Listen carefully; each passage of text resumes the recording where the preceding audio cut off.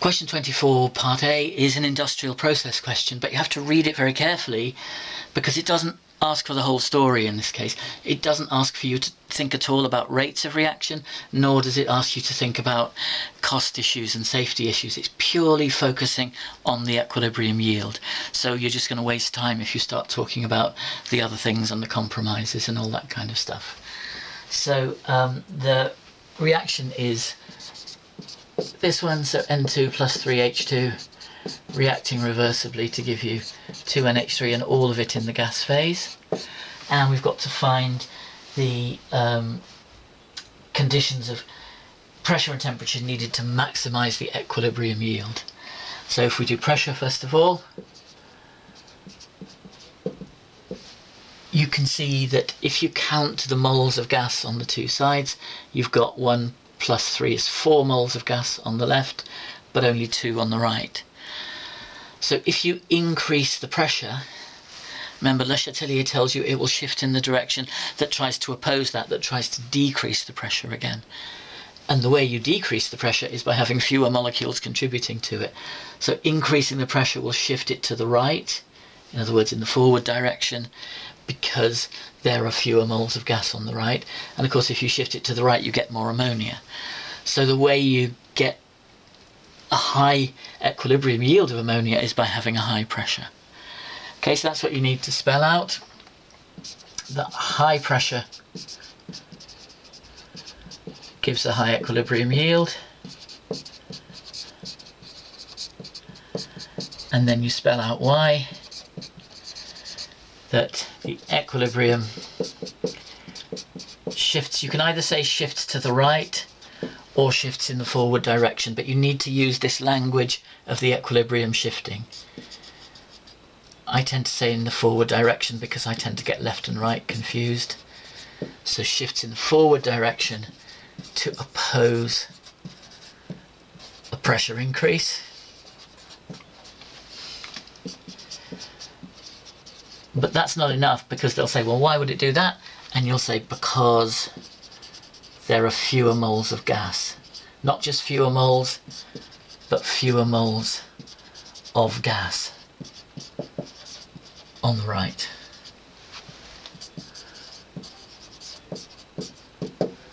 Okay, and that's all you need to say about the pressure. Don't talk about the rate, don't talk about the cost and safety. There's nothing wrong with doing it, but it's just wasting time because that's not relevant.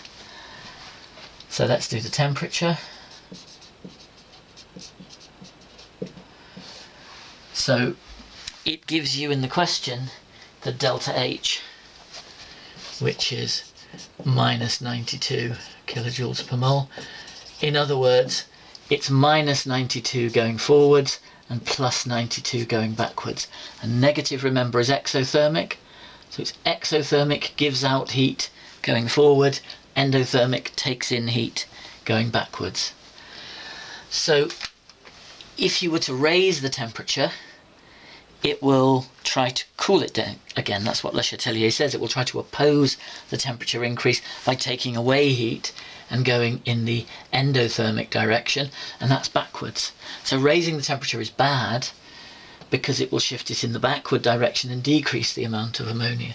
So to get a high equilibrium yield, we want to go in the forward direction, which is exothermic, and you're going to favour that by going to a low temperature. Okay, so low temperature gives a high equilibrium yield.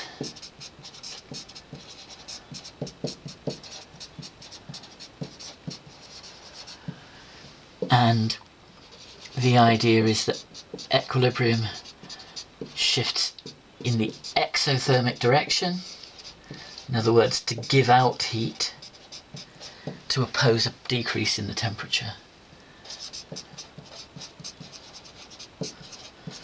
To oppose a temperature decrease.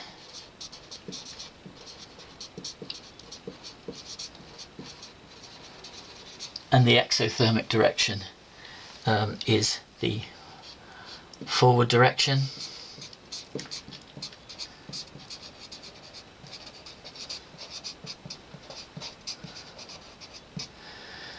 And therefore you'll get more ammonia, so you get a high equilibrium yield. So that's all you need to say for that question.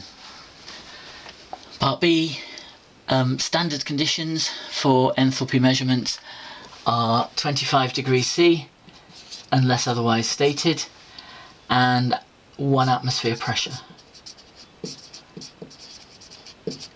So that's all you need for your standard conditions.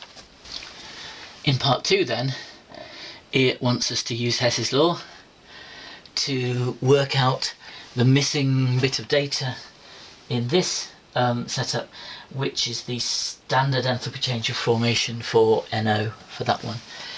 So you can see that the data we're using are standard enthalpy changes of formation. So the cycle that we're going to draw, and it really is important you draw the cycle, not because you have to get the marks, you don't. If you get the right number at the end you get full marks, but people overwhelmingly make fewer mistakes with the signs and the numbers if they draw the cycle out. So please try not to think I don't need cycles, because you're much more likely to make mistakes if you don't use them. So you think, right, this is a formation cycle, that means we have elements at the bottom. And remember, the definition of standard enthalpy change of formation is the enthalpy change when you convert when you convert the elements into 1 mole of your compounds. So in other words, formation is going that way from the elements to form the compounds, or if we're going to the right hand side, that way from the elements to form the compounds. So if we put the numbers on that, if we go up to the left hand side, we're forming 4 moles of ammonia from the elements, so that's minus 46 times 4,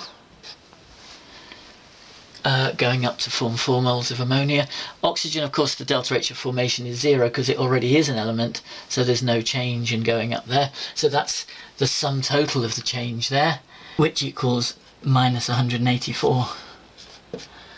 Minus 184 going that way. So if you go from the elements to form the stuff on the left, it's minus 184.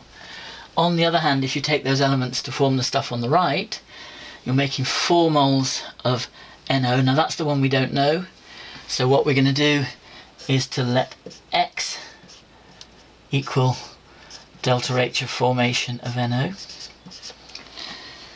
So we're making 4 moles of NO, so that's 4X going up that way. And we're also making 6 moles of water, so that's plus 6 times delta H of formation of water is minus 242. So it's 4x plus 6 lots of minus 242, which is 4x minus 1452 going up that way. So then we invoke Hess's law, which says that if we go down there and down there, the sum of those 2 steps will add up to the overall delta H, which is minus 908. It gives us that in the question. So in other words, we can say that the sum of that step plus that step equals minus 908. So this first step coming down here is the opposite of that one, right? Because you're going from these compounds back into the element, so the sign is reversed. So we get plus 184 coming down here. But coming back up there, that's exactly the same as that one. So the signs don't change. So plus 184 plus 4x minus 1452 is equal to minus 908. And then it's just a question of rearranging that to solve for x. So we can bring the numbers over to this side. So if we add 1452 to each side, move that across to there, and subtract 184 from each side, we move that across to there. Then we end up with 4x is equal to plus 360, and therefore x is equal to plus 360 over 4, which is plus 90 kilojoules per mole. And that's the answer, because x is the delta H of formation of NO. Okay, so that's your answer. that's the way to set it out. It doesn't take that long, and it just makes sure that you get the signs right, that you get the numbers right. Notice I've left it as plus 90, not just 90. Enthalpy changes should always have an explicit sign, so don't just write 90.